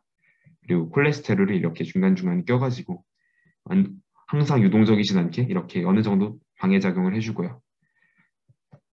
그래서 이런 식으로 두 개 콜레스테롤과 인지질이 상호 보완적인 작용을 한다고 생각을 하시면 될 것 같습니다. 그다음에 당지질. 당지질 같은 경우에는 이제 항상 존재하는 것은 아니고 엑소플라스믹 모노레이어에만 존재한다고 합니다. 그래가지고 그러니까 바깥쪽에만 존재한다는 건데요. 처음에 말씀드렸던 asymmetry라는 특징, 비대칭성의 특징이 당지질이 바깥쪽에만 존재하기 때문에 생깁니다. 근데 이런 당지질이 이제 행하는 기능이 상당히 많은데요. 우선 이렇게 보시다시피 세포막 보호, 세포 이렇게 물리적으로 보호하는 기능도 하고 전기적인 절연, 저희 신경에서 아시다시피 절연 작용이 좀 중요하기도 한데 이런 것들을 이제 당지질이 역할을 해준다고 합니다. 그리고 세포 인식, 그러니까 결국에는 세포막에서 인식을 기능을 할 때 이렇게 당지질들이 삐져 나와 있어가지고 이제 도움을 준다는 것인데요. 여기에서 CTX라는 것은 여기에 결합을 해가지고 세포 안으로 이동시킨다고 합니다. 네, 그리고 지금까지는 인지질, 지질에 대해서 말씀을 드렸고 그 다음 세포막의 구조인 막단백질에 대해서 말씀을 드리도록 하겠습니다. 아까 말씀드렸다시피 막단백질에는 이제 내재 단백질, 관통 단백질과 표면 단백질, 그리고 아까는 설명드리지 않은 단백질이 있는데요. 여기서 보시다시피 이렇게 인지질 이중층을 뚫고 있는 이 단백질을 내재 단백질, 그리고 뚫지는 못하고 이렇게 박혀있는 느낌의 단백질을 표면 단백질, 그리고 이따가 말씀드릴 당 단백질이 있습니다. 우선 내재 단백질에 대해 말씀을 드리도록 하겠습니다. 이제 트랜스멤브레인 인테그럴 프로틴이라고 하는데요. 주로 소수성의 펩타이드들로 구성이 되어 있고요. 이제 크게 이런 이런 내재 단백질도 두 가지 종류가 있는데 하나는 싱글 패스 트랜스멤브레인, 그러니까 세포막을 한 번만 통과하는 싱글 패스 TM과 멀티 패스 TM, 세포막을 한 번 통과하는 게 아니라 여러 번 통과하는 그런 단백질이 있습니다. 이제 그 중에 싱글 패스의 것 중에 글라이코포린 A 다이머라는 것이 있는데 글라이코포린 A 다이머는 말 그대로 글라이코포린 A가 두 개 모여서 다이머를 구성한 것이고 모노머 중 막을 통과하는 부분이 이렇게 몇 개 꼬인 코일 다이머를 형성해 가지고 이런 다이머를 형성하고 이것이 싱글 패스 TM으로서 작용을 한다고 합니다. 그 다음에 멀티패스 TP는 이제 세포막을 여러 번 통과하는데 이제 기능적인 측면에서도 이제 싱글 패스랑 멀티 패스는 차이가 있습니다. 싱글 패스랑 멀티 패스는 두 개 다 시그널 트랜스덕션, 그러니까 신호 전달과 엔자이미틱 액티비티, 그러니까 효소의 활성화 기능을 하는데 이제 멀티 패스는 싱글 패스와 다르게 물질의 운반의 기능도 더해서 합니다. 그래가지고 여기에서 물질의 운반까지 추가적으로 가능한데 이 중에서 알파 헬릭스 번들과 베타 배럴에 대해서 잠깐 말씀을 드리도록 하겠습니다. 자, 알파 헬릭스 구조가 이렇게 되어 있고 베타 배럴이 이렇게 되어 있는데요. 이제 여기 있는 베타 배럴, 이 베타 스트랜드라는 물질이 이렇게 결합해서 이룬 구조인데 이런 구조들이 결국에는 트랜스포트 기능을 활성화시킨다고 합니다. 그 외에도 알파 헬릭스나 이런 헬리컬 번들 같은 것들이 그런 시그널 트랜스덕션이나 엔자이미틱 액티비티 등에 관여를 해가지고 멀티패스, 이런 TP가 이제 막 단백질로서 기능하는 그런 것들의 구조가 되겠습니다. 그 다음에 내재 단백질이 이제 방금 끝났고 표면 단백질인데요. 표면 단백질은 이제 주로 효소의 기능, 엔자임의 기능을 담당합니다.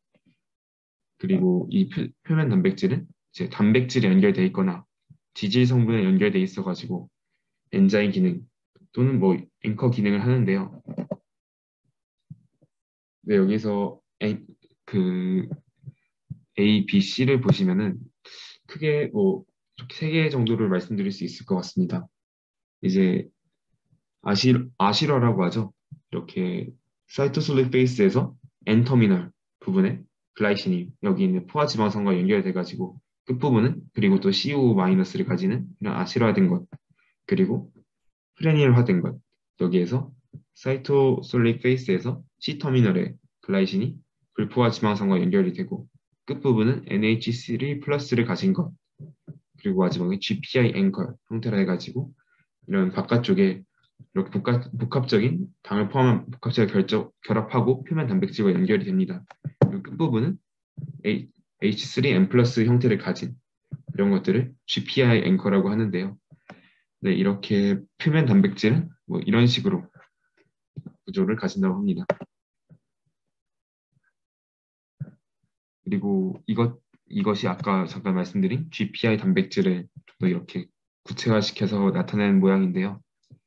PLC나 PLD 그리고 글루코사민 그리고 이 마너스 그런 다음에 이렇게 계속해서 구조를 이루어가지고 마지막에 폴리펩타이드 체인까지 이렇게 이루어가지고 아까 말씀드렸던 이런 GPI 앵커 형태를 띈다고 합니다. 그 다음에 당 단백질에 대해 말씀드릴 텐데요. 당 단백질은 이제 세포 인식이나 정보 전달의 기능을 수행합니다. 그래가지고 세포 바깥쪽 도메인만 이렇게 글리코신화가 돼가지고 이렇게 바깥쪽 모노레이어만 존재하고 그래가지고 이제 비대칭 형태를 띠게 됩니다. 지금까지 제가 말씀드렸던 그런 막단백질이나 인지질의 구조는 이런 식으로 이 그림으로 한눈에 볼 수 있습니다.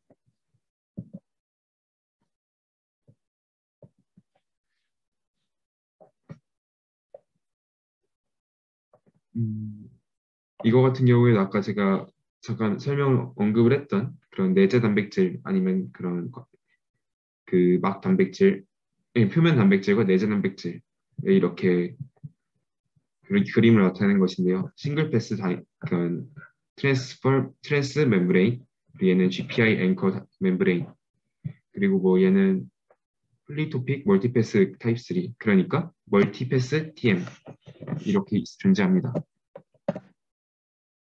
그리고 지금 같은 경우에 말씀드릴 거는 아까 당 단백질에서 잠깐 언급이 된 것에 대해 추가적인 설명인데요. 이제 혈액형 같은 경우는 여러분도 아시다시피 A, B, O가 있잖아요. 근데 이런 것들은 결국 우리가 알고 있다시피 이런 항원 항체 반응의 일종인데 여기 있는 것들이 당 단백질과 관련이 있습니다. 적혈구 세포 밖으로 노출되어 있는 세포막의 탄수화물의 정보가 이런 항원이 돼가지고 각각의 적혈구가 가지고 있는 특성으로 바뀐다는 겁니다. 그러니까 저희가 알고 있는 그런 이런 안티젠들이 결국 단백질로 인해서 이게 당 단백질로 인해서 결정이 된다라고 생각을 하시면 될 것 같습니다. 그리고 단백질의 기능은 되게 여러 가지가 있는데요. 이것들에 대해서 그냥 간략하게 알아보면은 먼저 시그널 트랜스덕션, 그러니까 신호를 전달받는 것. 그리고 이런 것들은 주로 싱글 패스 TM 도메인을 가진 것에서 나타난다고 합니다. 그 다음에 엔자이매틱 액티비티, 그러니까 표면 단백질에서 주로 일어나는데요. 이제 효소 활동의 기능을 주로 표면 단백질에서 기능을 합니다. 그런 다음에 인터셀룰러 조이닝, 그러니까 비슷한 막단백질을 가지고 있으면 세포 간 결합을 유도하기도 합니다. 그리고 세포 간 인식, 막단백질이 조금 더 떨어져 있을 경우 여기 이렇게 중간에 있는 당 단백질이 이런 막단백질들 간을 연결하기도 합니다. 그리고 이렇게 트랜스포트, 물질의 운반, 아까 말씀드렸던 그런 베타 헬릭스 등을 통해 가지고 물질을 이렇게 운반하는데요. 그래서 알파 헬릭스만 가지고 있는 싱글 트랜스퍼 멤브레인은 이런 식으로 구성을 못한다고 합니다. 그리고 여기 있는 이 트랜스포트의 기능에는 이제 크게 두 가지 종류를 나뉘는데요. 액티브와 패시브라 해가지고 ATP를 이용한 능동 수송을 하느냐, 아니면 그렇지 않는 수동 수송을 하느냐, 이렇게 해가지고 두 가지 기능을 나뉜다고 합니다. 뭐 그 외에도 encourage나 attachment 같이 주위 물질들을 끌어당기는, 아니면 주위 물질들을 인식하는 그런 기능을 하기도 하고요. 이 그림이 또 나왔네요.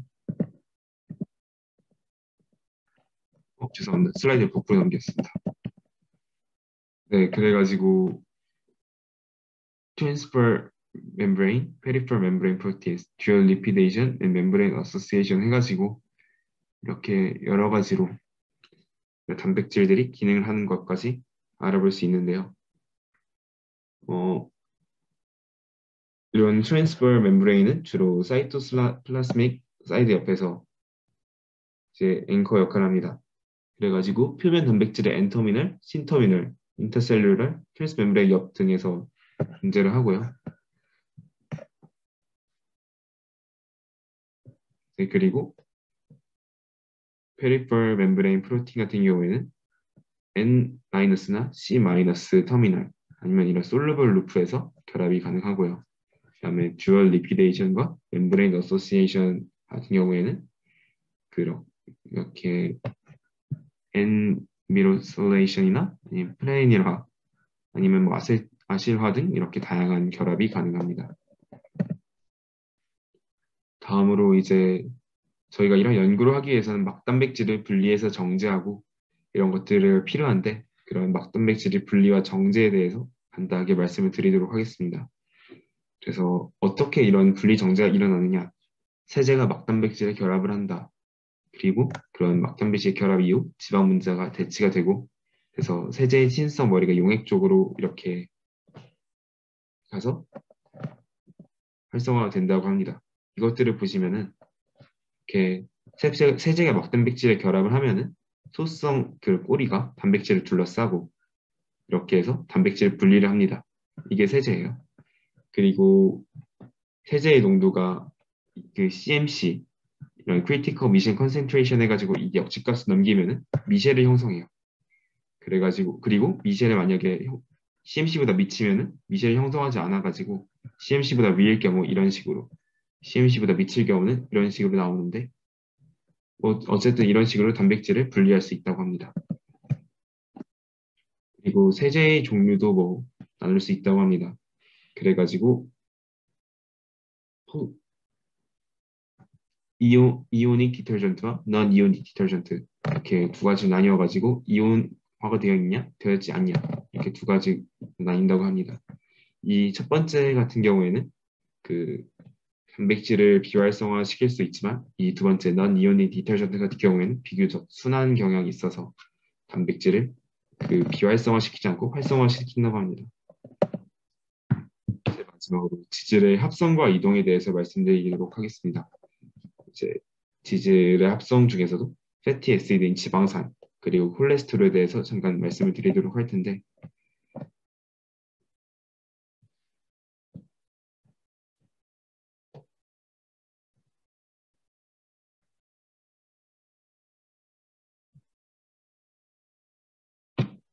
이러한 지질의 합성 과정은 주로 ER인 소포체에서 일어납니다. 그래서 사이토솔릭 엔자임이 여기 아세틸 CoA와 이제 여기 있는 패티 애시드를 결합해서 패티 아실 CoA를 만들면은 여기에 글라이세롤 포스페이트가 첨가가 됩니다. 그리고 포스페이트에 의해서 이 콜린이나 인스톨린 같은 이런 물질들이 계속 헤드 쪽으로 계속 첨가가 돼서 이런 복합체가 만들어지고요. 이 복합체가 또 플리페이스에 의해 가지고 사이토솔 쪽에서 루만 쪽으로 이동을 한다고 합니다. 그래가지고 사이토솔에서 이제 관련 단백질들이 작용을 해가지고 인지질의 이동을 도와준다고 합니다. 그래가지고 결국에는 이런 지질 합성의 과정, 1년의 과정을 거친다고 합니다. 그리고 여기에서 뭐 사이토슬립 프로틴이 결국에는 이런 패티 애시드를 이렇게 움직이는데 어느 정도 촉진하는 작용을 해준다고 하고요. 그다음에 콜레스테롤의 이제 합성에 대해서 말씀을 드리도록 하겠습니다.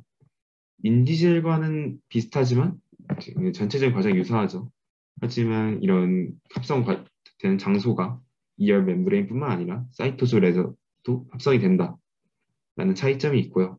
그리고 이렇게 쭉 일련의 과정을 거친 뒤에 마지막에 이런 소기관 사이에서 이동이 또 세포막과 막걸리막 바인딩 프로틴 등의 작용을 받아가지고 이렇게 콜레스테롤이 합성이 되고 운반이 된다고 합니다. 여기서 아세틸CoA랑 이렇게 합성이 돼가지고 HMG-CoA가 되고 이것이 메네플레이트가 되고 IPP가 되고 이런 식으로 일련의 과정을 쭉 걸쳐서 결국에 콜레스테롤이 되어서 이렇게 여러 가지 기능을 하는 그런 콜레스테롤이 된다고 합니다. 그래서 콜레스테롤 같은 경우는 되게 여러 가지 아까 잠깐 말씀드렸다시피 여러 가지 메커니즘 그리고 세포기관 사이에서 이렇게 운반이 되는데 여기에서 베시클을 이용해서 운반이 된다든가 아니면 세포막과 막이 융합해가지고 운반이 된다든가 아니 여기 있는 이 바인딩 프로틴이 통해서 이제 운반이 된다든가 한다고 합니다. 네, 그리고 마지막으로 지질의 분해에 대해서 잠깐 말씀을 드리면은 이제 뭐 지질은 포스포홀리스 A 같은 그런 물질들이 인지질의 머리를 잘라가지고 그래서 인지질이 분해가 되고 PLC나 PLD와 같은 물질들이 그 인지질의 글라이세롤을 잘라서 분해를 시키고 이렇게 분해된 것들이 다양한 기능에 다 재활용이 돼서 우리 신체에 영향을 끼친다고 합니다.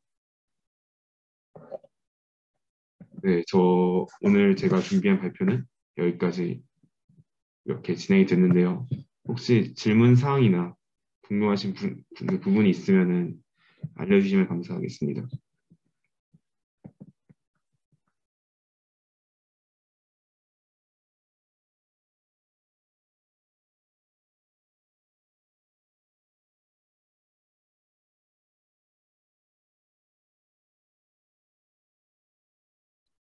따로 질문사항 없으시면 다음 챕터 11 발표 준비해 주시면 될 것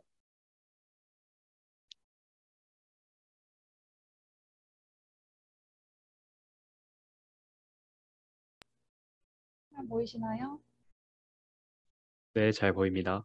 네, 그러면 챕터 11 시작하겠습니다. 챕터 11은 세포막에 관한 내용입니다. 세포막을 통해 물질 이동에 관한 내용인데요. 일단은 크게 수동수송이랑 능동수송으로 나눌 수 있습니다. 그래서 수동수송이랑 능동수송의 가장 큰 차이는 에너지를 사용하느냐에 따라 분류가 되는데요. 수동수송에서는 에너지를 사용하지 않고 능동수송에서는 에너지를 사용해서 물질 이동이 일어납니다.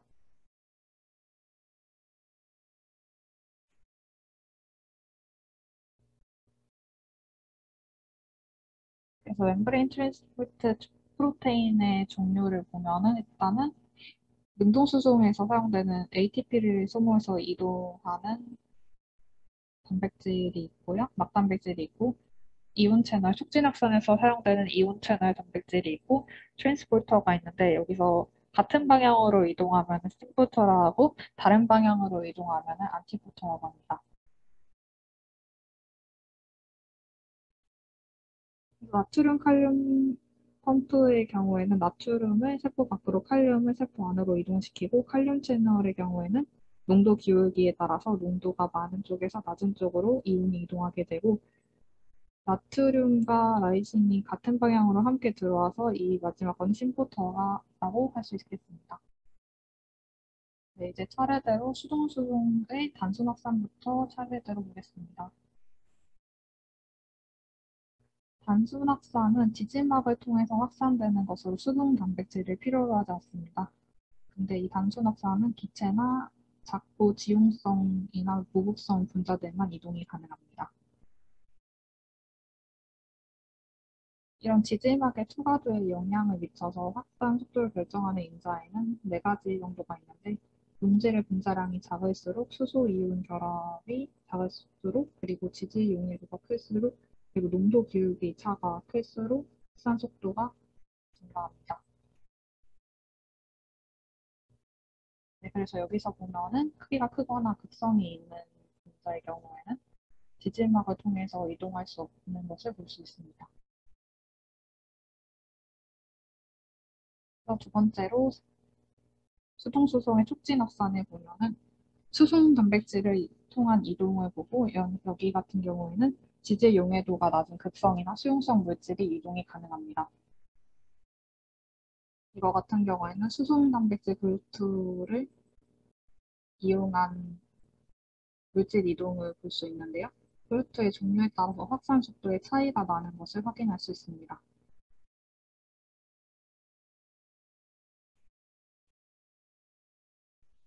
그리고 촉진 확산의 아쿠아포린이라는 단백질을 보면은 물을 이동시키는 막단백질로 지금 보면은 아쿠아포린을 통해서 물이 이동하는 것을 확인할 수 있습니다.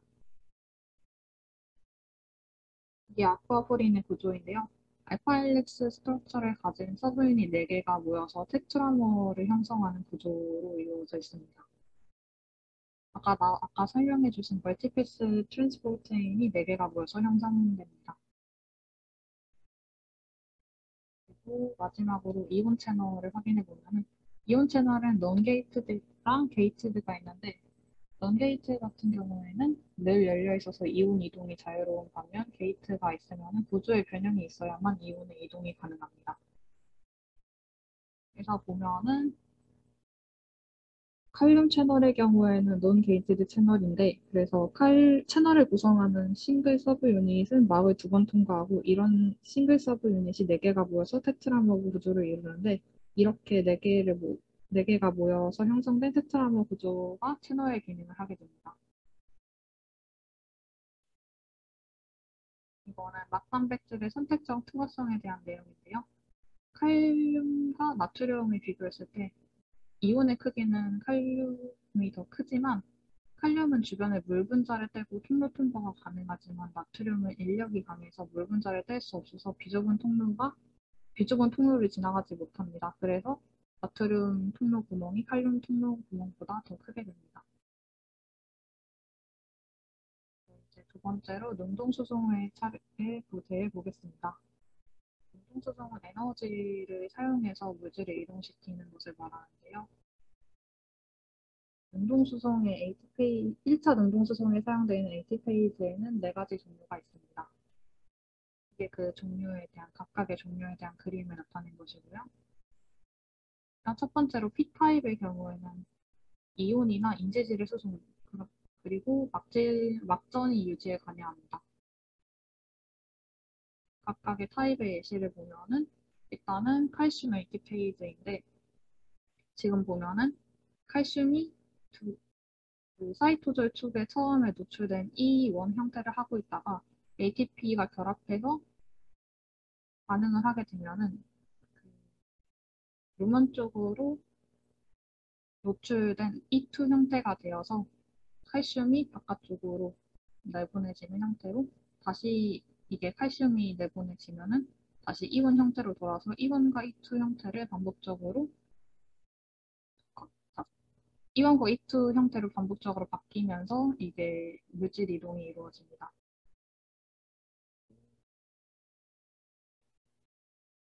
나트륨, 칼륨, ATP를 보면은 얘도 또 아까와 똑같은 원리로 이온과 E2를 번갈아 가면서 나트륨과 칼륨의 물질 이동이 일어납니다. 두 번째는 V타입인데요. V타입은 ATP를 사용해서 프로톤을 수송하는 역할을 합니다.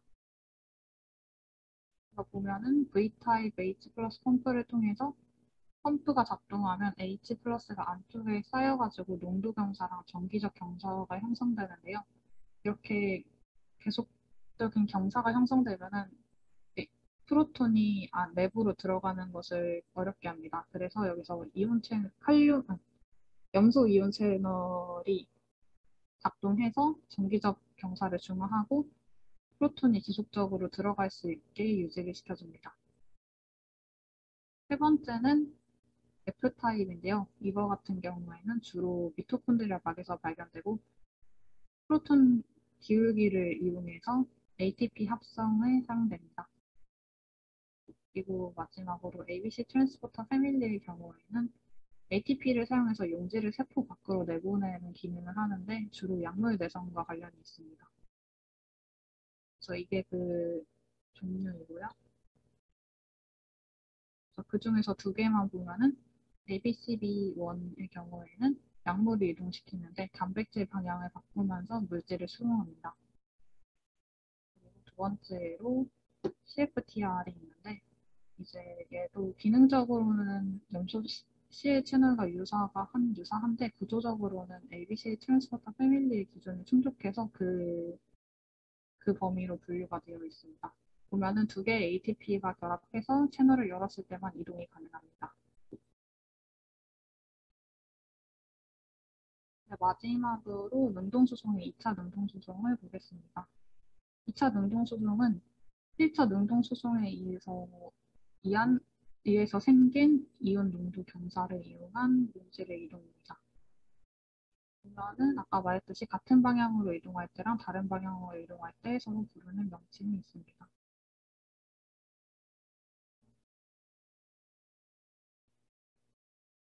이 같은 경우에는 나트륨이랑 글루코스가 동시에 같은 방향으로 이동하는 심포터의 그림입니다.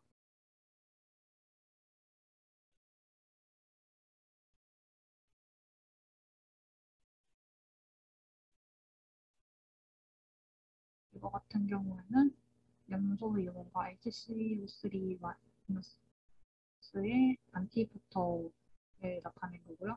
A 그림을 보면은 CO2가 증가하게 되면 HCO3-가 증가하게 되어서 안티포터를 통해서 HCO3-가 밖으로 나오면서 Cl-는 안으로 들어가게 됩니다.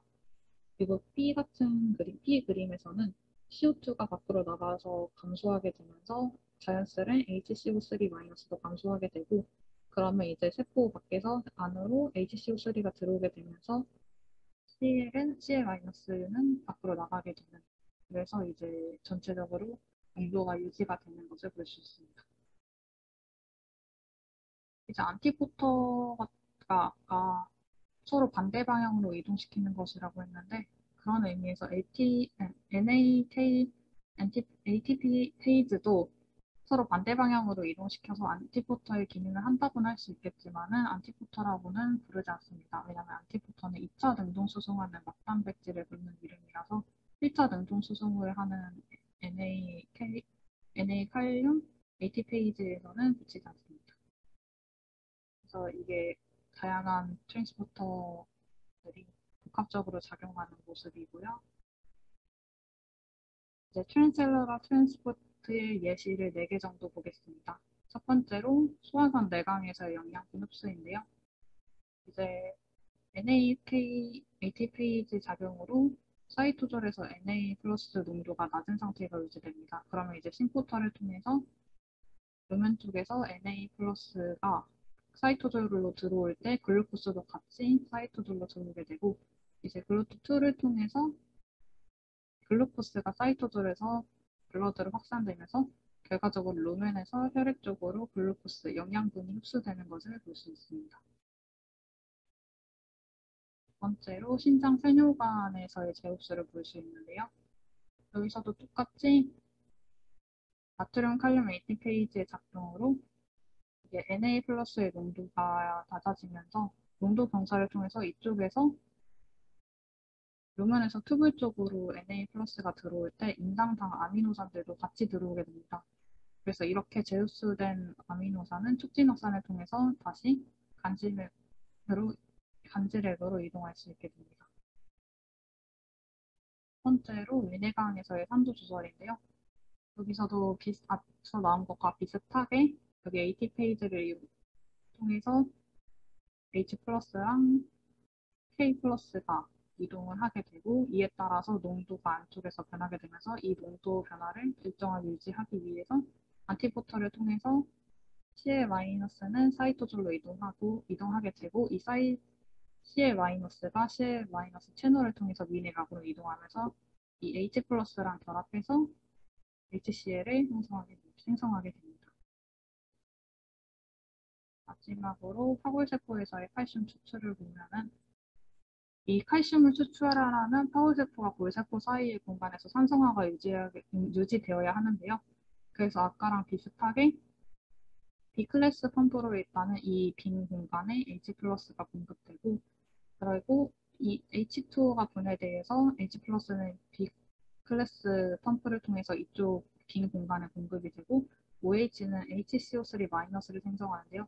이 HCO3 마이너스 생성으로 Cl 마이너스 HCO3 안티부터가 작동을 해서 Cl 마이너스가 들어오게 되고, 그러면 아까 그 위에서와 비슷하게 Cl 마이너스 채널을 통과해서 H 플러스와 결합해서 HCl을 생성하게 되면서 이쪽 공간에서 산성화가 일어나게 됩니다.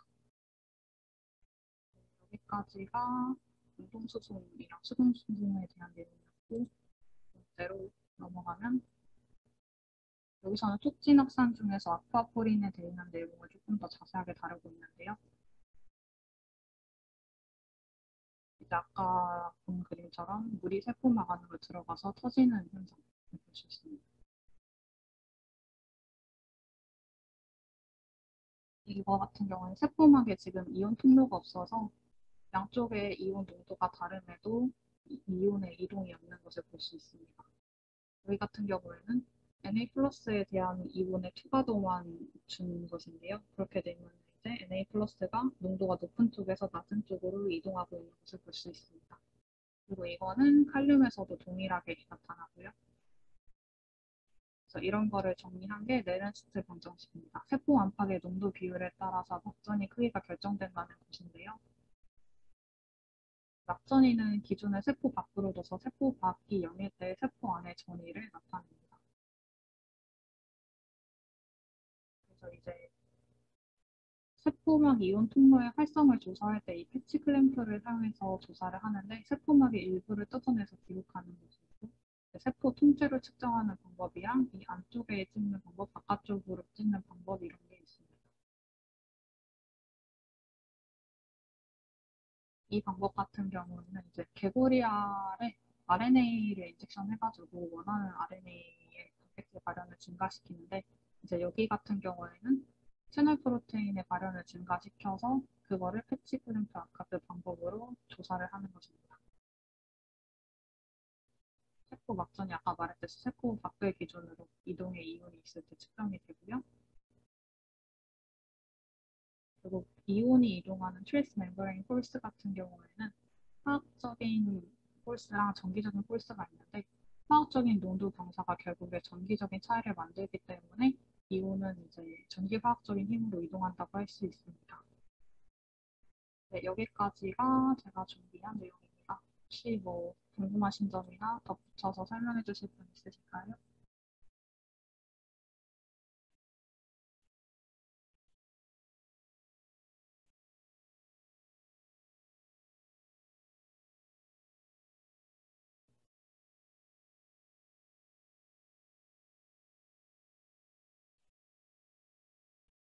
없으시면은 이걸로 마치겠습니다.